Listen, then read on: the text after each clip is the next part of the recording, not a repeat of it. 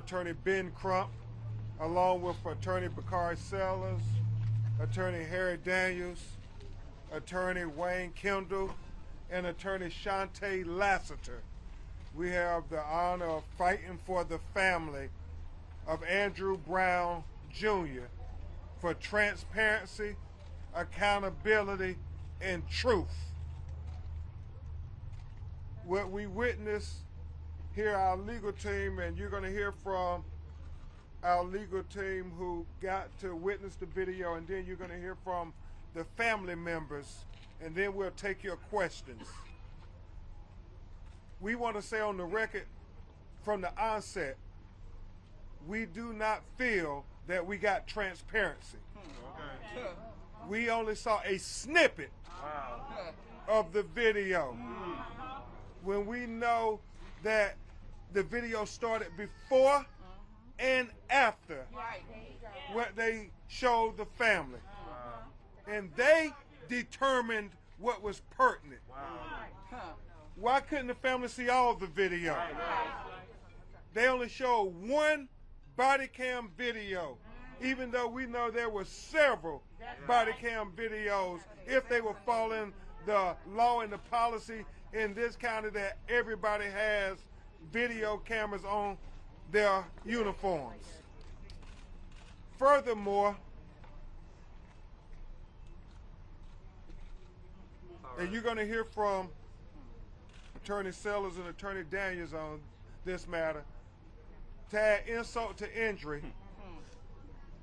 they wanted to have just the two family members see the video with no legal counsel, as if they did not have a right to have their legal counsel present when they watched this execution of their loved one.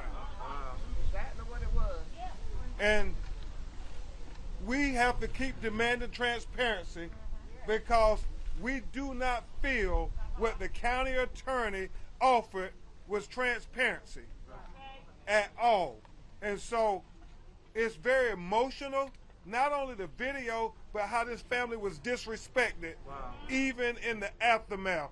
You talk about insult on top of injury. But be not dismayed. The truth will come out. The video will be seen by the public, and we will get justice for Andrew Brown Jr. These police officers will be held accountable. At this time, I know you all know him from his political commentary on CNN, but he is a great civil rights attorney as well.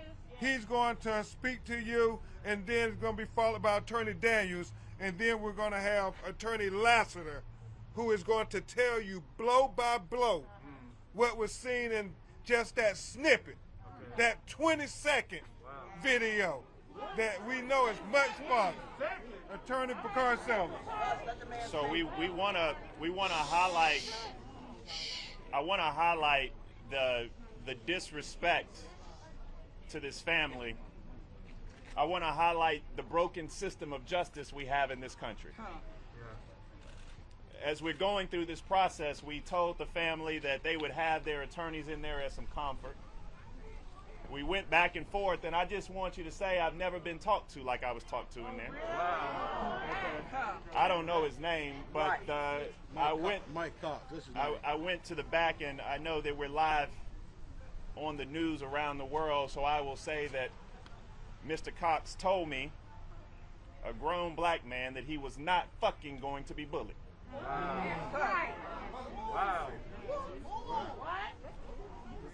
And so I walked out, and I want you to know that the sheriff was very, very apologetic and diplomatic.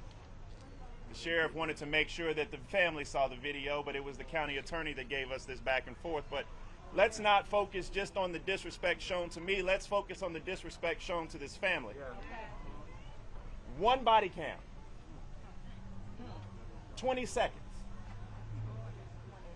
in execution. One body cam, 20 seconds in an execution. know Elizabeth said. And so with all due respect, I know there were a lot of people who thought last week's verdict was justice, and I told you then it wasn't justice.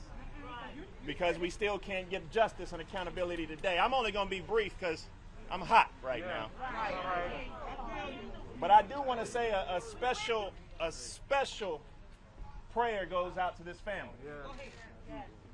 Because Khalil saw his father executed. But he's been the strongest one of us all. Come on. Yeah. So lift him up in your prayers. Amen. And then as we say in South Carolina, I know we in North Carolina, to the county attorney and everybody else, bless his heart. Right. Thank you, Bakari. And now you're going to hear from another great civil rights lawyer who hails out of Atlanta, Georgia, who has actually been in communications with the county attorney for days trying to get this process set. And he's litigated matters all over the country, and never had he been disrespected like he was today. He's going to tell you his perspective before I bring on Attorney Lassiter, Attorney Harry Daniels, who's been dotting I's and crossing T's for the family. Thank you, Ben.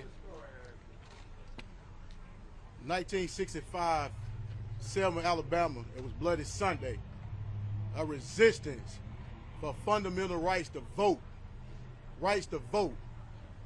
This family had a fundamental right for transparency that was denied by the county officials of Pasquotank County, specifically the county attorney, because he don't know how to interpret the laws of North Carolina. His position that you had to be an authorized, a licensed attorney in the state of North Carolina to represent folks. I offered him the ability to read the state bar rules, the rules of the bar. He didn't want to read it. We offered the attorney general to him. He didn't want to talk to him. We offered the governor. He told Bakari he's not going to be bullied. 20 seconds. 20 seconds is not transparency when you got multiple officers gunning down a man with his hands on the steering wheel and trying to get away. We will have justice. We will have justice. Amen. Ben, have you ever, Never. in all your time you've been doing this, have you ever seen this before? Never. I mean, Pasquotank County. and what Just imagine Attorney what we go Daniels through. and Attorney Sellers, they were trying to reason with him and say that we are lawyers retained by the family. The American Constitution gives citizens the right to have the lawyer of their own choosing. Present. And he tried to tell us, no, if you're not barred in North Carolina, this family does not have the right to say my lawyer can watch the video with me. And Harry quoted the statute verbatim, and it never once said North Carolina. We gave him the statute. There's nothing to say North Carolina whatsoever. You can associate with attorney in North Carolina. Pro Hoc VTA does not mean that you cannot associate and hire any attorney you want in the United States. Well, that's right. In the United States. Ben can hire me. I can hire Ben as my counsel. Yep. That's right. All right. Thank you so much, Attorney Daniels, for covering that. And it got real emotional because Attorney Daniels had been working with them. We wanted this process to be seamless. I mean, we had verbal confirmation. We had written confirmation, only to be told at the 11th hour that no, only the family is going to come in. That be as it may, we have a great member of our legal team who hails here in the state of North Carolina. In fact, she's right here from Elizabeth City, North Carolina. And not only is she a great lawyer, she is the attorney who had been representing Andrew Brown Jr. and his family even before this tragedy happened. And she knew them, so this is very personal and this is very painful. But she was tasked with the responsibility to watch whatever video they were going to allow us to see, even though Harry and Bakari, we didn't know it was going to be a 20-second snippet. She watched it and she documented it over and over again to make sure she could relate to you all what happened, so when you heard from the family, you didn't have to rely solely on them because their heart was breaking as they watched the video. In fact, Patrice had to run out the room. She couldn't take it. And thank God, as Bakari said, Khalil, he stood there and represented his family as they watched that video probably 10 to 20 times, knowing every time it ended with them executing his father. 20 seconds. 20 seconds. So, Attorney Catrice Lassiter will now tell you, I'm sorry, Attorney Chantel Lassiter will now tell you what this video demonstrated. Yeah, and she may refer to her notes, but it's pretty clear what they did. We know why they want to keep the phone. Attorney Lassiter and Khalil.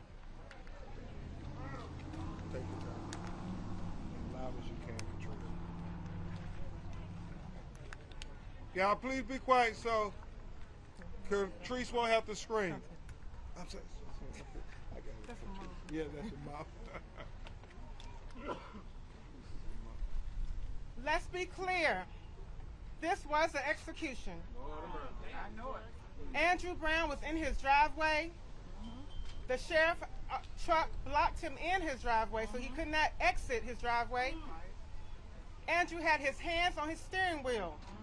He was not reaching for anything. He wasn't touching anything. He wasn't throwing anything around. He had his hands firmly on the steering wheel. They run up to his vehicle shooting. Yep, sure did. He still stood there, sat there in his vehicle with his hands on the steering wheel while being shot at. Yep.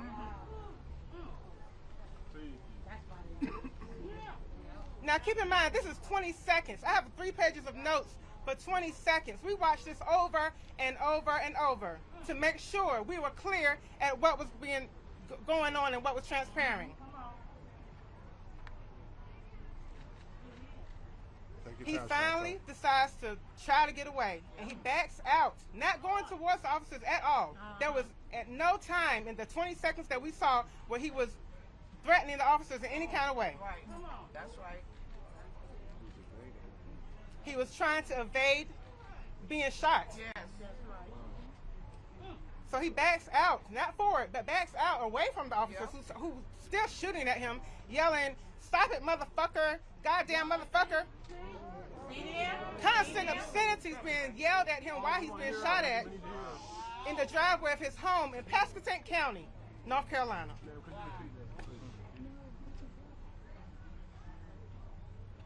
I'm taking my time, y'all, but it was 20 seconds. Right.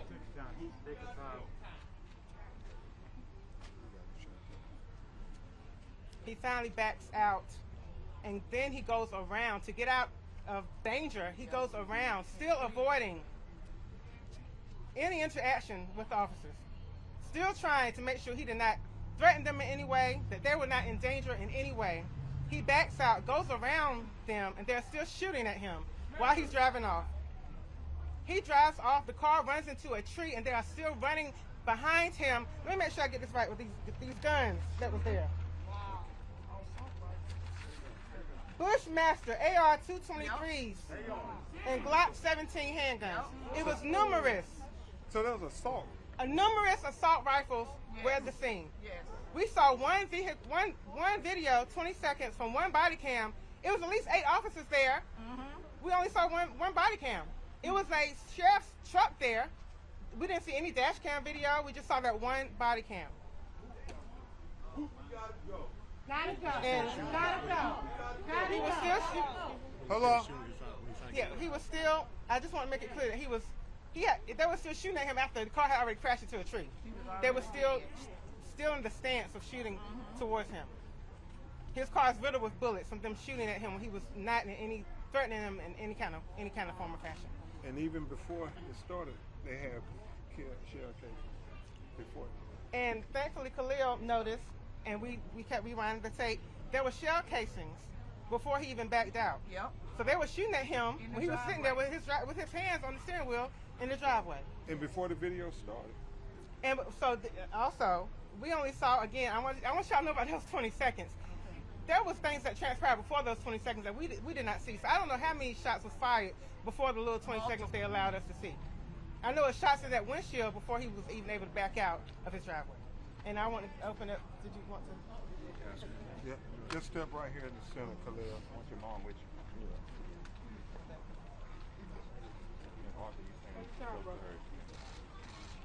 You want to take this out for me? Let them hear you. It's like we against all odds in this world. My dad got executed just by trying to save his own life. You know, he was not in the officers was not in no harm of him at all. It's just messed up how this happened, man. For real. For real. He got executed. Yep. It ain't right. It ain't right at all. We love you, brother. We love you. Okay. At this time, the attorneys will try to answer some of your questions.